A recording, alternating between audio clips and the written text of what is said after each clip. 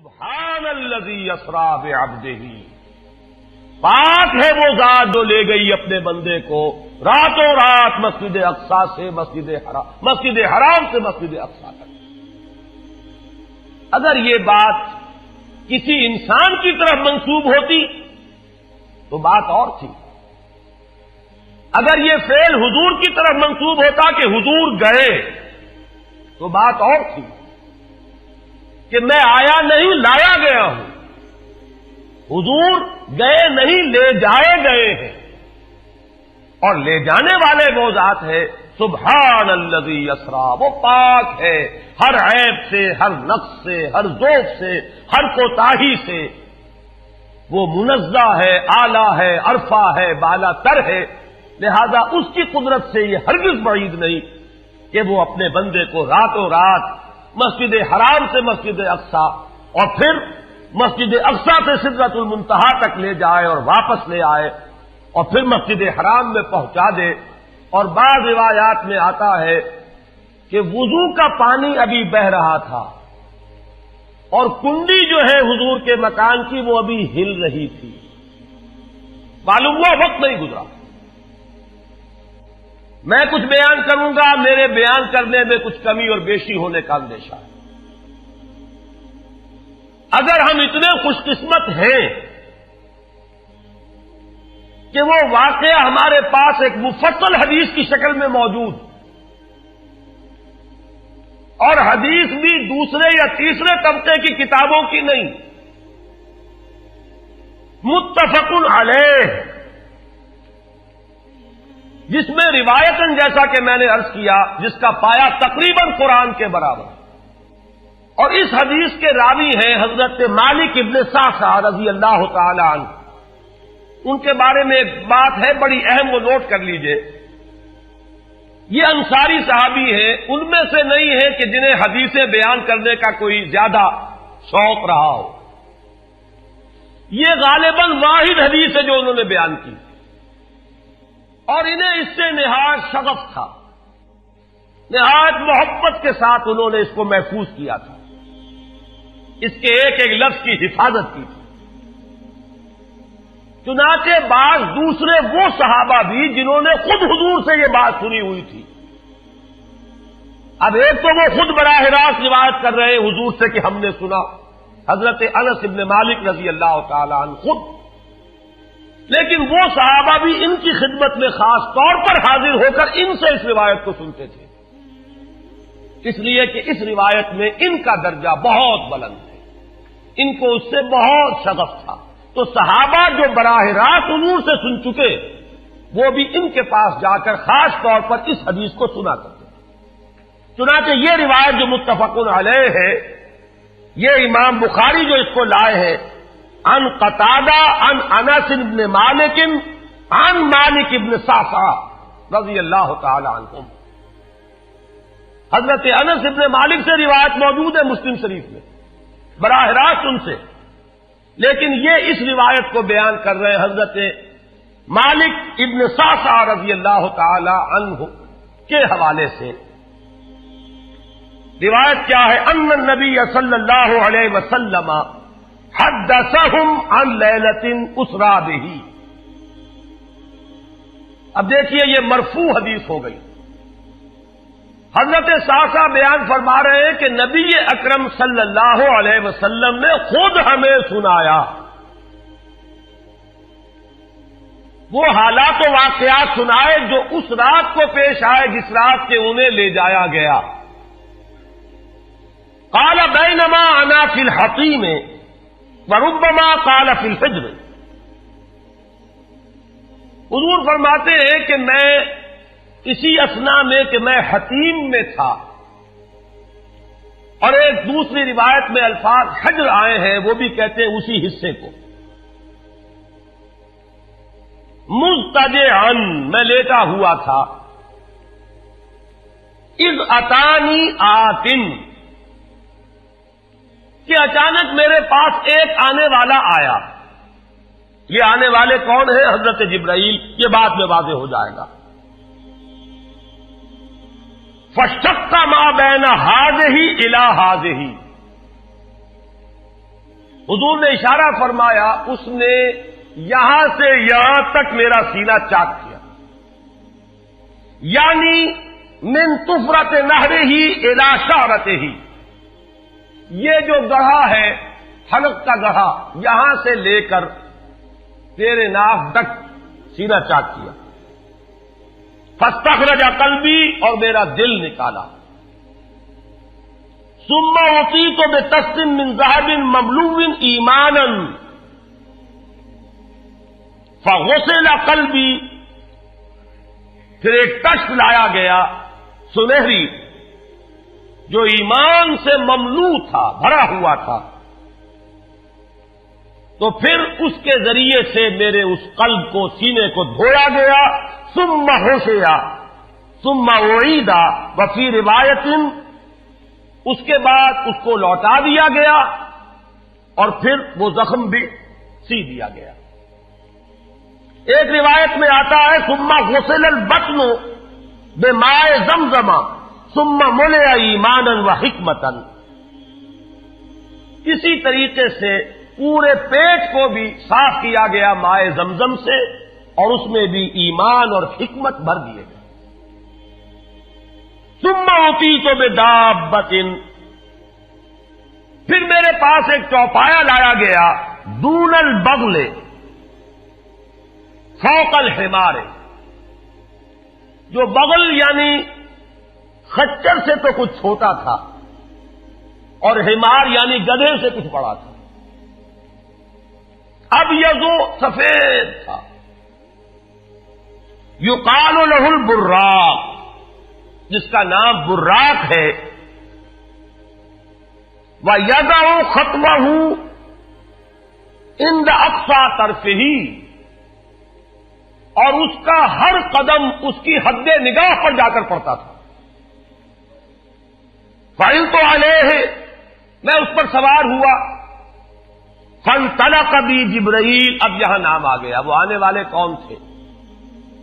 پھر چلے میرے ساتھ حضرت جبرائیل، حتی اتی السماء الدنیا، یہاں تک کہ وہ آسمان دنیا تک پہنچ گئے، جو پہلا آسمان۔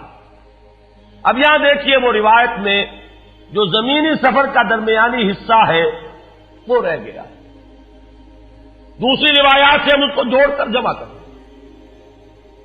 کہ پہلا زمینی سفر ہے، مسجد اقصیٰ تک پہنچے ہیں، وہاں جا کر روایت میں آتا ہے میں نے وہی اپنے اس خچر کو باندھا، براق کو، جہاں انبیاء باندھا کرتے تھے، اور پھر وہاں میں نے نماز ادا کی، بہت سے لوگ جمع ہوئے، میں منتظر تھا کہ کون نماز پڑھائے گا، کہ جبرائیل نے میرا ہاتھ پکڑ کر مجھے آگے کیا، میں نے نماز پڑھائی، اور پھر جبرائیل نے مجھے بتایا کہ یہ تمام انبیاء تھے جو اس دنیا میں مبعوث ہوئے ہیں، اور آج آپ نے ان سب کی امامت کی۔ یہاں سے پھر شروع ہوا ہے وہ دوسرا سفر۔ لیکن جب پہلے آسمان تک پہنچے، فاستفتح، انہوں نے دستک دی، کھلوانا چاہا۔ قیل من ھذا، پوچھا گیا کون ہے؟ قال جبرائیل، انہوں نے جواب دیا جبرائیل۔ قیل ومن معک، پوچھا گیا کہ آپ کے ساتھ کون ہے؟ دیکھیے یہاں ذہن میں رکھیے گا،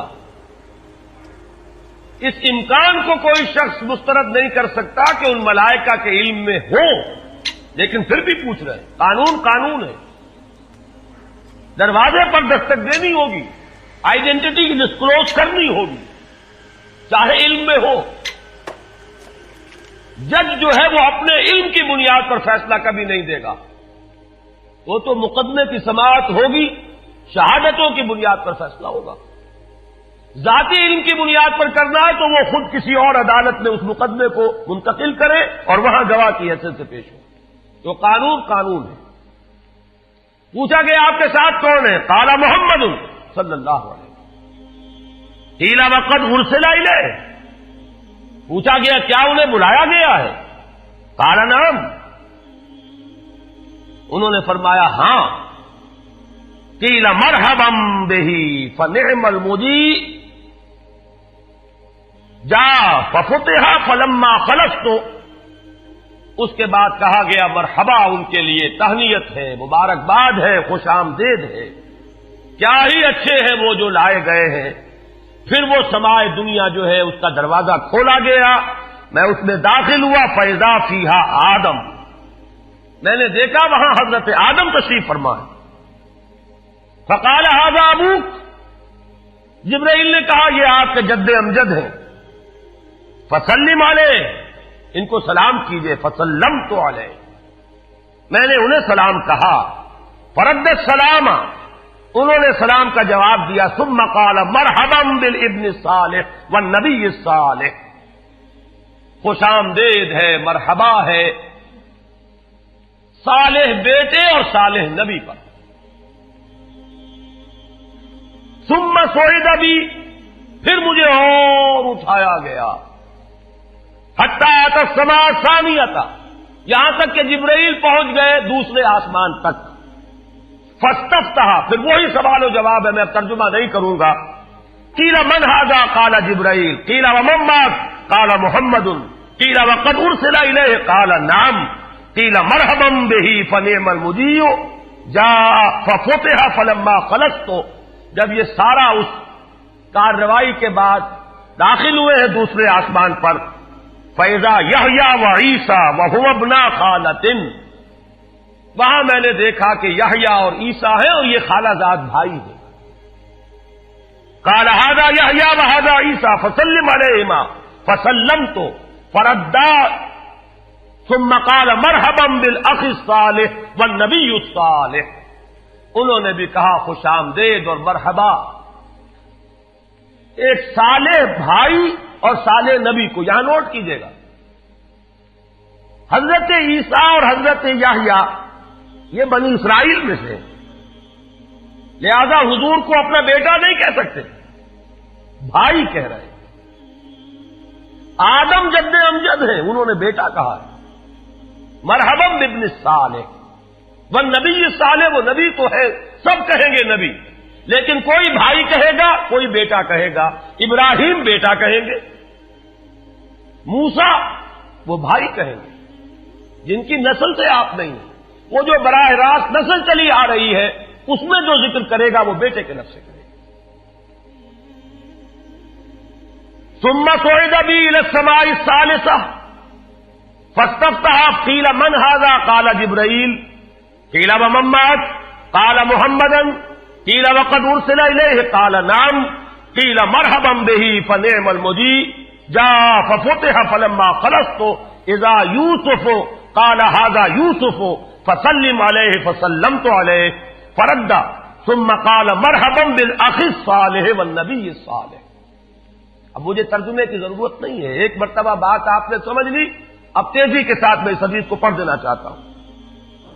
ثم صعد بی، پھر مجھے اور بلندی پر لے جایا گیا، حتی اتی السماء الرابعۃ فاستفتح، قیل من ھذا قال جبرائیل، قیل ومن معک قال محمد، قیل وقد ارسل الیہ قال نعم، قیل مرحبا بہ فنعم المجیء جاء ففتح فلما خلصت فاذا ادریس فقال ھذا ادریس فسلم علیہ، فسلمت علیہ، فرد، ثم قال مرحبا بالاخ الصالح والنبی الصالح۔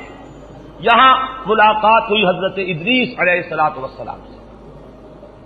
ثم صعد بی حتی اتی السماء الخامسۃ فاستفتح، قیل من ھذا قال جبرائیل، قیل ومن معک قال محمد، قیل وقد ارسل الیہ قال نعم، قیل مرحبا بہ فنعم المجیء جاء ففتح فلما خلصت فاذا ہارون قال ھذا ہارون فسلم علیہ، فسلمت علیہ، فرد، ثم قال مرحبا بالاخ الصالح والنبی الصالح۔ ثم صعد بی حتی اتی السماء السادسۃ فاستفتح، قیل من ھذا قال جبرائیل، قیل ومن معک قال محمد، قیل وقد ارسل الیہ قال نعم، قیل مرحبا بہ فنعم المجیء جاء ففتح فلما خلصت فاذا موسیٰ قال ھذا موسیٰ فسلم علیہ، فسلمت علیہ، فرد، ثم قال مرحبا بالاخ الصالح والنبی الصالح۔ چھٹے آسمان پر یہ حضرت موسیٰ سے ملاقات ہوئی. فلما جاوزت تو بتا، جب میں آگے بڑھا تو حضرت موسیٰ روئے. قیل ما یبکیک، ان سے پوچھا گیا کہ آپ کو کیا چیز رلا رہی ہے؟ قال ابکی لأن غلاما بعث بعدی، کہ مجھے اس بات پر رونا آ رہا ہے یہ نوجوان محمد صلی اللہ علیہ وسلم، یہ میرے بہت بعد ان کی بعثت ہوئی ہے. يدخل الجنة من امته اکثر ممن يدخلها من امتی، میرے بہت بعد آنے کے باوجود ان کی امت میں سے جنت میں داخل ہونے والوں کی تعداد میری امت کے مقابلے میں بہت زیادہ ہو. بہرحال اپنی امت کا خیال تو ہے، وہ شفقت جو نبی اور رسول کو اپنی امت پر ہونی چاہیے وہ ہے بتمام و کمال. اسے معاذ اللہ کسی حسد پر معمول نہ کیجیے، بلکہ وہ جو احساس ہوا ہے اپنی امت کی محرومی کا، وہ ہے کہ جس نے حضرت موسیٰ علیہ السلام پر یہ کیفیت طاری کی. ثم صعد بی، پھر مجھے اور بلند کیا گیا الی السماء السابعۃ، ساتویں آسمان پر. فاستفتح قیل من ھذا قال جبرائیل، قیل ومن معک قال محمد صلی اللہ علیہ وسلم، قیل وقد بعث الیہ قال نعم، قیل مرحبا به فنعم المجیء جاء.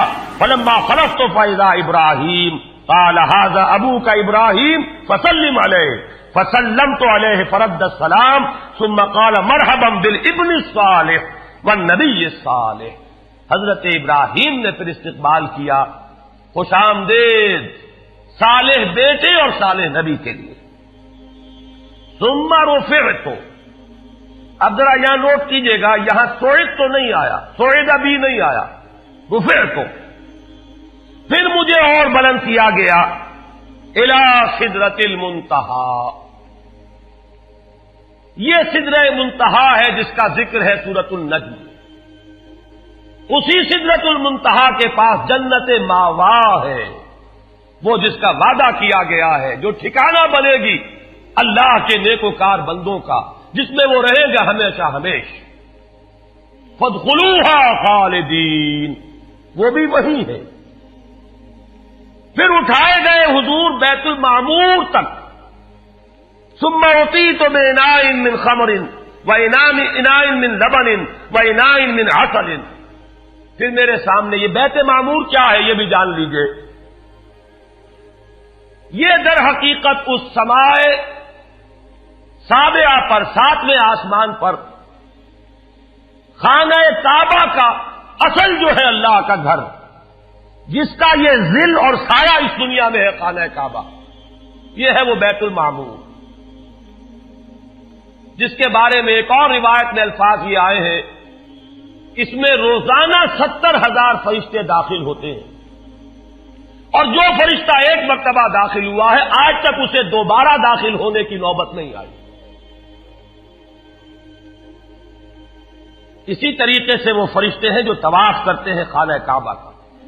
پھر جان لیجئے یہ ہماری نگاہوں سے مخفی عالم غیب کی ایک دنیا ہے اپنی جگہ، چاہے ہمیں نظر نہ آئے. پھر میرے سامنے 3 برتن لائے گئے، ایک دودھ کا اور ایک شہد کا اور ایک شراب کا. فاخذت اللبن، میں نے دودھ والا پیالہ اٹھا لیا. قال ہی الفطرہ، حضرت جبرائیل نے توثیق کی کہ یہ ہے اصل میں آپ کا انتخاب درست ہے، یہ فطرت ہے. فطرت اللہ التی فطر الناس علیہا، یہی جو فطرت انسانی سے قریب ترین شے ہے اس کا آپ نے انتخاب کیا. اتت انت علیہا و امتک، اسی فطرت پر اے محمد آپ بھی ہے اور آپ کی امت بھی ہے. ثم فرضت علیہ صلوات 50 کل یوم. ایک اور روایت میں الفاظ آئے ہیں، اس میں اس کی وضاحت نہیں ہے کہ 3 چیزیں حضور کو یہاں عطا کی گئی. ایک تو 50 نمازیں جو فرض ہوئی، ایک دن رات میں 50 نمازیں، اور ایک سورہ بقرہ کی آخری 2 آیات جو تحفہ اللہ نے دیا محمد کو امت کے لیے صلی اللہ علیہ وسلم. آمن الرسول بما انزل الیہ من ربہ والمؤمنون کل آمن باللہ وملائکتہ وکتبہ ورسلہ. یہاں سے لے کر آخر تک فانصرنا علی القوم الکافرین تک یہ 2 آیات یہ جنت کے خزانوں میں سے 2 خزانے ہیں جو شب معراج کو عطا ہوئے ہیں محمد الرسول اللہ کو بطور تحفہ امت کے لیے. اور تیسری بات یہ کہ اے نبی آپ کی امت کے لیے یہ خصوصی بات ہے کہ آپ کی امتیوں کے گناہ کبیرہ بھی بغیر توبہ کے معاف ہو سکیں گے. یہ خصوصی تحفے ہیں جو امت کے لیے لے کر آئے محمد صلی اللہ علیہ وسلم. 3 تحفے نماز جو اس معراج میں فرض ہو رہی ہے اور اسی کو حضور کہہ رہے ہیں الصلاۃ معراج المومنین. اہل ایمان کے لیے یہ بمنزلہ معراج ہے. اس میں پھر روایت میں تفصیل آ رہی ہے. واپس جب آئے ہیں حضرت موسیٰ سے ملاقات ہوئی اور انہوں نے یہ فرمایا کہ یہ 50 نمازیں بہت ہیں, مجھے تجربہ ہے,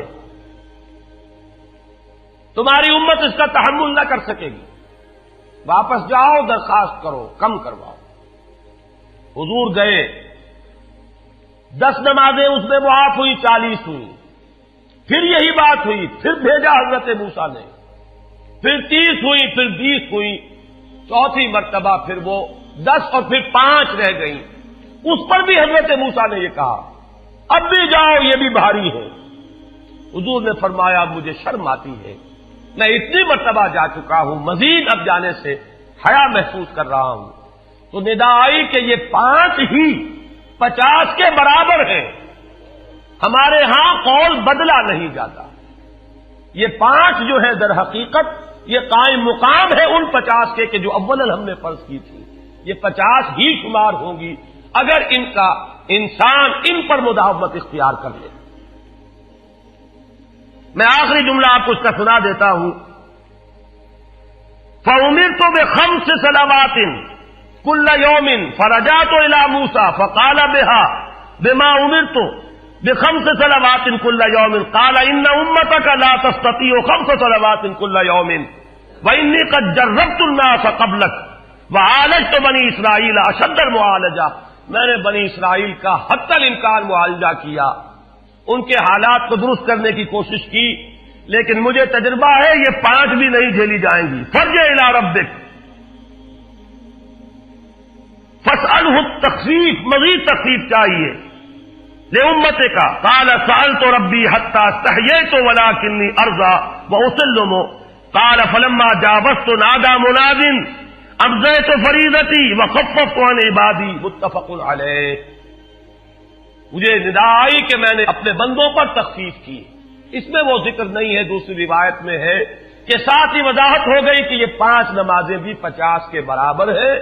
میری بات نہیں بدلی گئی ہے, وہ در حقیقت میں نے اسی 50 کا رتبہ جو ہے ان 5 کو عطا فرما دیا. یہ روایت ہے جو متفق علیہ.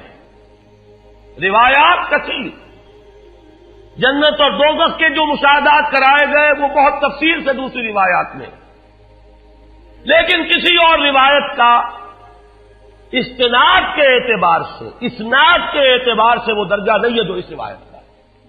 باقی میں نے مسلم شریف کی روایات میں سے اور تفاصیل آپ کو سنائی ہے. یہ ہے واقعہ. پھر حضور واپس آئے ہیں, وہیں بیت المسجد اقصی میں آئے ہیں, پھر واپس تشریف لائے ہیں, اور اس کا میں بیان کر چکا ہوں دوسری روایات میں کہ وقت بالکل نہیں گزرا, کہیں روک دیا گیا ہے, پوری کائنات کو کہیں تھام دیا گیا. یہ بات تو وہ ہے جو آج سے پہلے بھی سمجھ میں آ سکتی تھی کہ شاید کسی ایک جگہ پر پوری کائنات کو روک دیا گیا. وقت بالکل نہیں گزرا کسی کے لیے. لیکن جیسا کہ میں نے عرض کیا, اس وقت تو یہ بھی سمجھ میں آتا ہے کہ سب کے لیے وقت گزر رہا ہو اور صرف محمد الرسول اللہ کے لیے نہ گزرے صلی اللہ علیہ وسلم. آج یہ بات بھی سمجھ میں آ سکتی ہے, لیکن یہ ہے کہ قرین قیاس وہی پہلی بات ہے کہ اس میں پورے اس وقت کے لیے وقت کی رفتار کو روک دیا گیا ہو. وہ مسئلہ یاد آ گیا کہ آگے بڑھو یا وقت کی رفتار روک دو. تو یہ وقت کی رفتار ہے جو محمد الرسول اللہ صلی اللہ علیہ وسلم کے لیے روک دی گئی. اس کے بعد جو ہنگامہ ہونا چاہیے تھا وہ ہوا. صبح جب حضور نے فرمایا کہ یہ میرے ساتھ واقعہ پیش آیا ہے تو جو رد عمل ہونا چاہیے تھا وہ ہوا ہے. یہاں تک بھی ہوا ہے کہ بہت سے مومنین صادقین متزلزل ہو گئے. مشرکین نے کفار نے بغلیں بجائی کہ اب ہمیں موقع مل گیا. معلوم ہوتا ہے ابھی تک تو شک ہی کی بات تھی کہ ان کو کچھ خلل دماغی کا عارضہ ہے. اب تو ثابت ہو گیا, کسی شک و شبے کی گنجائش نہیں. چنانچہ اب آپ اس کا اندازہ کیجئے, یہ واقعہ مکے میں بیٹھ کر بیان کیا جا رہا ہے, امتحان لیے گئے ہیں. اچھا اگر گئے تھے تو بتاؤ مسجد اقصی کے ستون کتنے ہیں, وہاں کی کھڑکیاں کیسی ہیں. حضور فرماتے ہیں, ایک حدیث موجود ہے کہ میں گھبرا گیا, اس لیے کہ کس کو یاد رہتا ہے. مسجد اقصی میں جا کر حضور ستون تو نہیں گن رہے تھے, لیکن یہ کہ جب پوچھا جا رہا ہے تو مجمع میں تو ہو سکتا ہے کہ تالی پٹ جائے کہ اچانک اللہ تعالی نے میرے سامنے مسجد اقصی کو کر دیا. اب میں دیکھ کر بتا رہا ہوں اور لوگ دنگ ہو رہے ہیں. اب دیکھیے وہ مشاہدہ جو میں نے عرض کیا تھا, مشاہدات بے شمار ہیں. جنت سامنے لے آئی جاتی ہے اور آگ سامنے لے آئی جاتی ہے, جہنم سامنے لے آئی جاتی ہے, مسجد اقصی سامنے لے آئی گئی ہے, جن میں سے ہر سوال کا جواب حضور نے مشاہدے سے لیا. اسی ضمن میں وہ واقعہ آتا ہے کہ حضرت ابو بکر کے پاس گئے لوگ دوڑے دوڑے. وہ یہ سمجھتے تھے کہ اگر یہ پالا ہم مار لیں تو پھر ہماری جیت ہے. ابو بکر کو اگر ہم متزلزل کر دیں تو پھر گویا کہ ہمارے لیے کوئی اور پرابلم نہ رہے گا. روایت میں آتا ہے حضرت ابو بکر نے بھی سن کر ایک دفعہ جھرجھری لی ہے, لیکن صرف ایک سوال کیا, کیا واقعی وہ یہ فرما رہے ہیں؟ لوگوں نے خوش ہو کر کہا, تالیاں بجائے, ہاں ہاں کہہ رہے ہیں, چلو ہم لے چلتے ہیں. انہوں نے سمجھا کہ ہمارا وار جو ہے کارگر ہوا ہے, واقعی کو تزلزل ہے. لیکن اگلا جواب ابو بکر کا یہ تھا, اگر وہ کہہ رہے ہیں تو 100% درست کہہ رہے ہیں. میں روزانہ یہ مانتا ہوں کہ فرشتہ آسمان سے ان کے پاس آتا ہے, تو اگر ایک مرتبہ انہیں آسمان پر لے جایا گیا تو یہ کون سی بعید ہے. یہ ہے وہ دن کہ جس کے بعد صدیق اکبر شمار ہوئے ہیں ابو بکر صدیق.